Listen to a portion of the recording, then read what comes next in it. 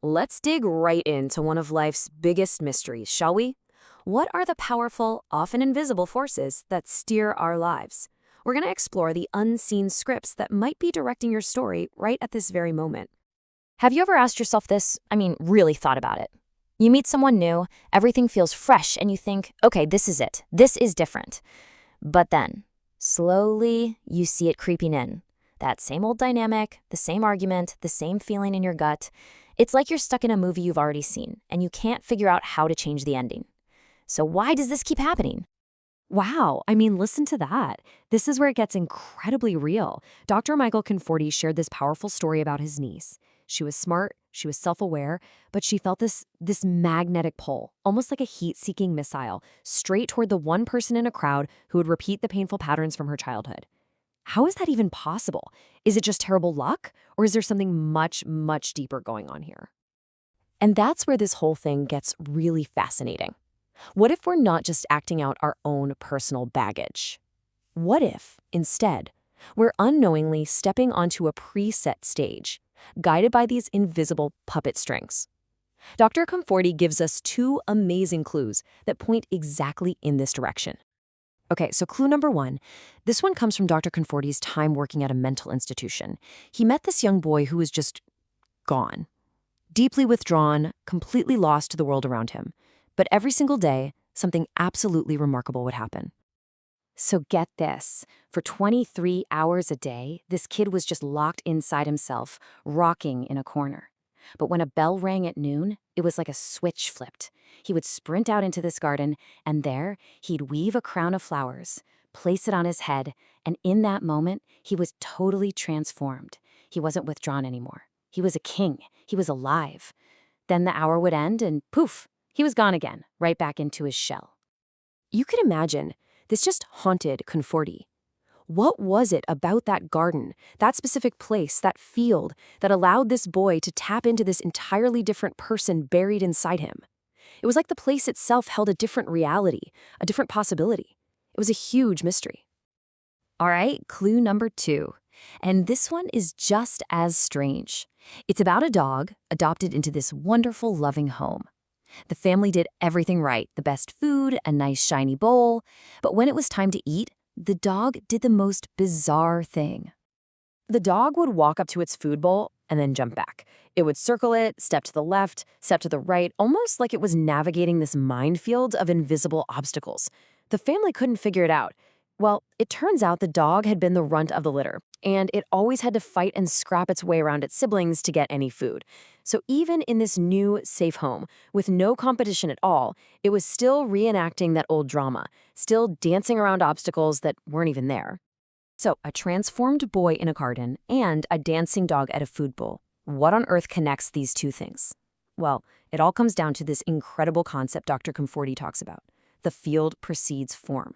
It's the idea that an invisible pattern exists before the behavior ever even happens.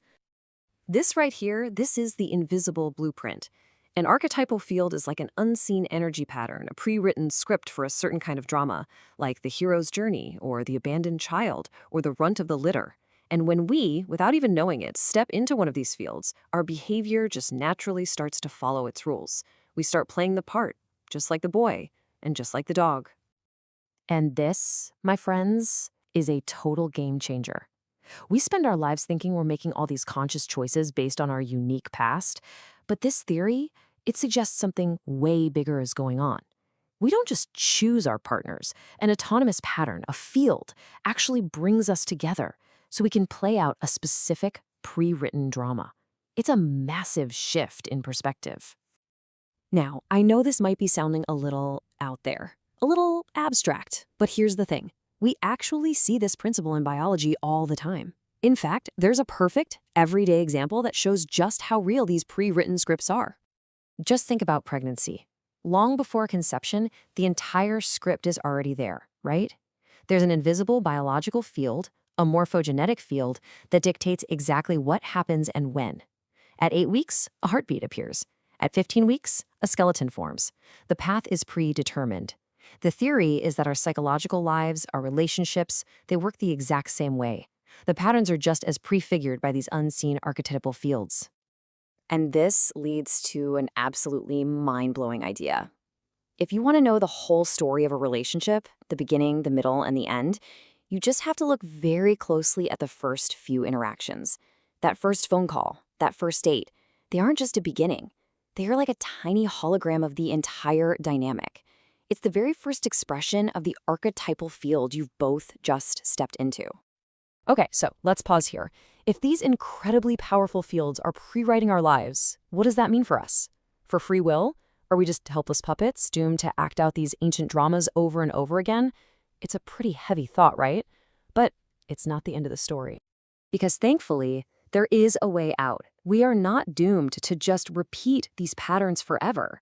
There is one thing, one superpower really, that can interrupt the field, and that is consciousness. It's all about waking up inside the dream. You know, the great Jungian analyst Marie-Louise von Franz had this brilliant definition, and I want you to forget the religious meaning of the word for just a second. Archetypally, redemption is simply the breaking of a spell. That's it.